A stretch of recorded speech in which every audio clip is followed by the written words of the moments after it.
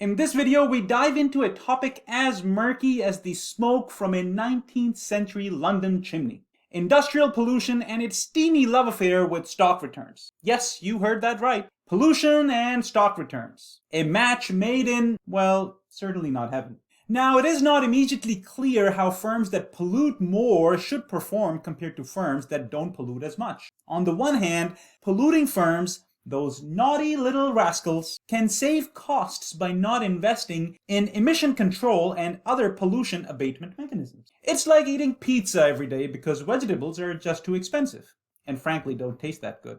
On the other hand, the social harm imposed by such firms is likely to be monitored by the public, the media, and the government, which should make it more likely that polluting firms are subject to activist protests, litigation, and reputational risk, as well as penalties imposed by regulatory authorities. It's like your mom or your weighing machine eventually finding out about your pizza indulgences. So a natural question to ask is that given these seemingly countervailing forces, how do the stocks of polluting firms compare to the stocks of firms that don't pollute as much? An upcoming study in the Journal of Finance, yes, that's a real journal by the way, not a Harry Potter book for accountants, attempts to unravel this smoggy relationship. This study measures a firm's emission intensity using toxic release inventory.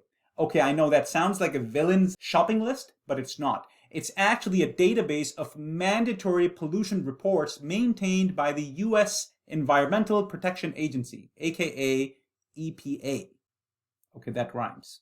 The study then looks at how firms with high emission intensity perform compared to firms with low emission intensity. The results of the study confirm that firms with higher emission intensity do tend to be more profitable, but these firms are subsequently more likely to face fines and litigation for turning the planet into a giant ashtray.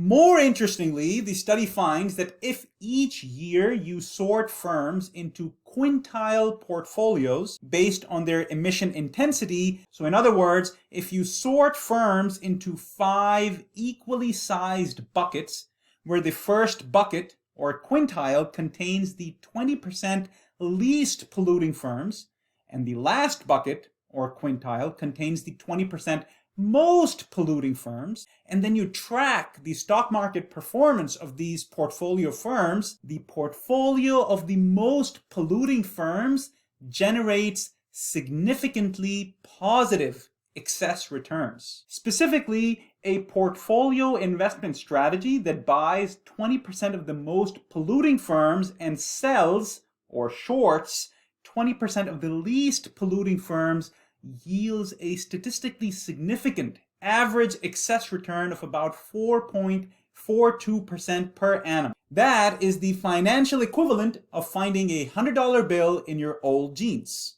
The study then investigates as to why these polluting firms generate the high rate of return that they do. And the authors of the study essentially find that it's because they are, you guessed it, riskier. Specifically, the authors of the study argue that when governments are more lenient towards pollution and emissions, polluting firms gain higher profits than clean firms by saving or cutting abatement costs. However, when the governments switch to a tighter environmental regulation regime, polluting firms are penalized and gain lower profits than cleaner firms. So, because the profits of high emission firms are more sensitive to government changes in environmental regulations, investors demand higher expected returns as compensation for holding them. Put simply, polluting firms are systematically riskier, similar to how we in finance say that firms with higher betas are riskier. And for that reason, investors require higher compensation for bearing regulation regime change risk, as the authors call it. So, what does this all mean for you? Well, elections are coming up, and compared to Democrats, Republicans, at least in recent history, have been more forgiving when it comes to pollution, carbon emissions, and other environmental misdemeanors. Depending on whom you think will win the elections, this could be a good time to load up or offload some pollution from your portfolio.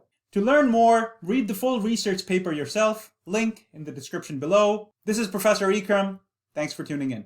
If you found this video useful, click the like button and subscribe to the channel. And feel free to ask any questions using the comment section. Happy learning.